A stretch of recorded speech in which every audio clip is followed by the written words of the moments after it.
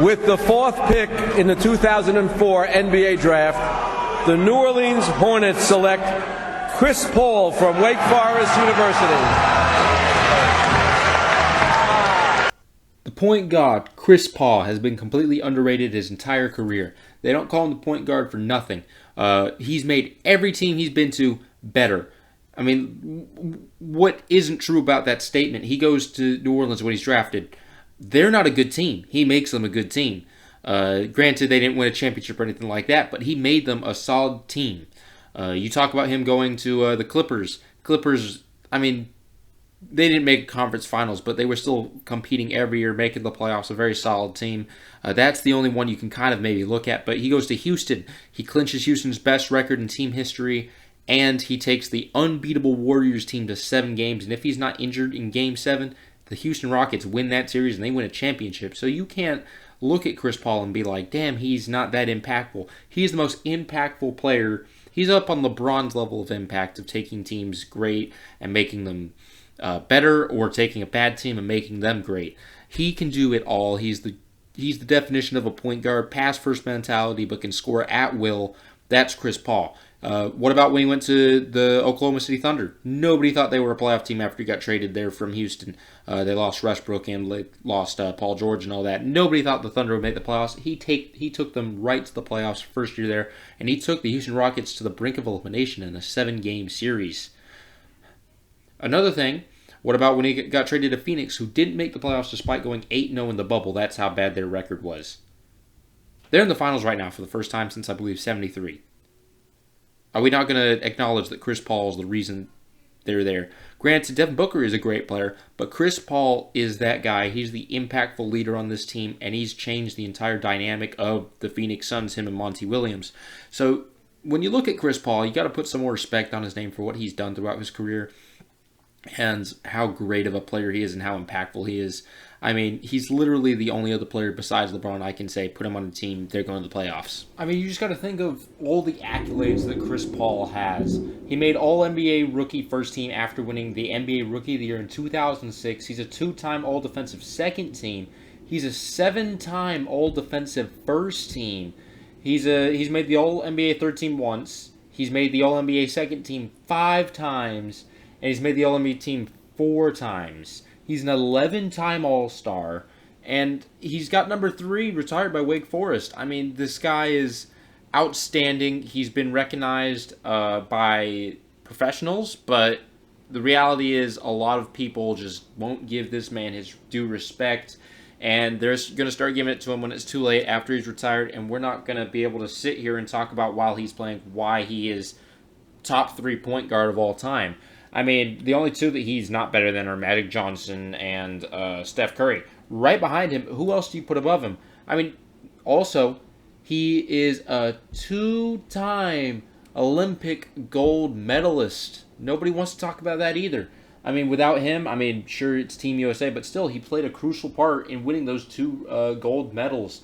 And right now, he's the reason the Suns are up 2-1 against the Bucks. I mean, he's completely dominated. He's the first player since Michael Jordan in their finals appearance, their first ever, to have 30 points and 8 assists.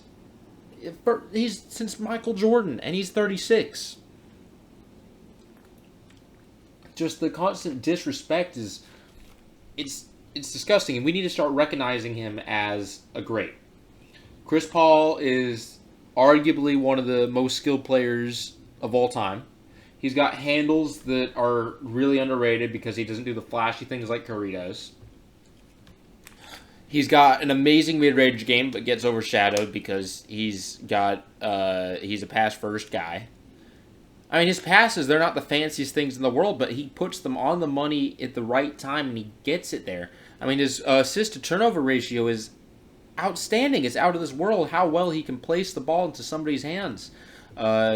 And look at the way he's elevated Devin Booker. Devin Booker was already a rising star, but now Chris Paul's put him on the watch list. People are double, triple teaming Devin Booker now, and he's also turned Ayton into a borderline all-star.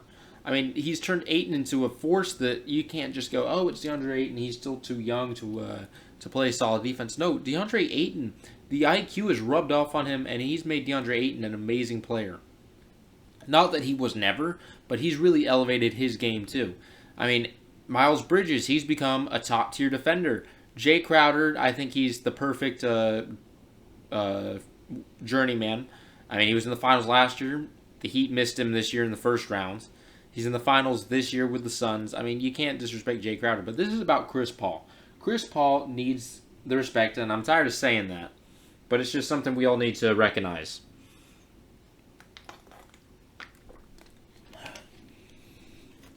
Chris Paul, I mean, just look at some of the stats. His first year in the league averaged 16 points and nearly 8 assists. I mean, since then, it's just been up and up and up. I mean, you can make the argument for Houston 2018, 2019 wasn't the best in Houston. He did average 15. He was injured a lot. He still averaged 8 assists. I mean, you can't act like he didn't play solid. He wasn't that scorer. I mean, they had James Harden. He didn't need to score. And then you go down to, he revived his career in Oklahoma, where he averaged 7 assists and 17 points, and he was the undisputed leader of that team. And now look at him in Phoenix. 9 assists a game. That is crazy. And then the playoffs, he typically elevates his game really well. I mean, they won a cap on him in Houston that last year. He still averaged really solid numbers in the playoffs. I mean, 6 and 17 is pretty damn well. In his first year, he averaged 21 and 6, which is also amazing, which pushed the Warriors to the brink of elimination. But, I mean, this man has just done it all his entire career. I mean, with the Clippers, he was averaging 20, 25, and he was just doing whatever he could. You don't see that too much. He did have 2016, which wasn't the best. But all those other years, he's been a dominant player and a force to be reckoned with in the league.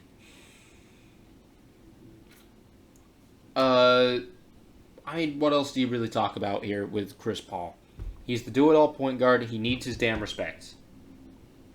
I mean, tries to play. I mean, a lot of people want to say he's injury prone. He plays a lot of games every year. He played 70 this year, 70 last year. That 2 years in Houston, he played 58. He was the most injury prone there, then, in my opinion. And then he played 82 games with the Clippers. He played 80 games with the Pelicans. This man really puts his heart out there. And I just want to wrap this up by saying thank you, Chris Paul, for everything you've done for this game and what you're going to continue to do for this game. I really appreciate everything you've done. You've changed this game, and hopefully your legacy lives on. So that's all from me. But be sure, DM me on Twitter if you want to become a member of the Mama's Legacy podcast group. Write for us, whatever you want. If you want to come on the podcast, DM me. Take care, everybody, and I'll see you in the next one.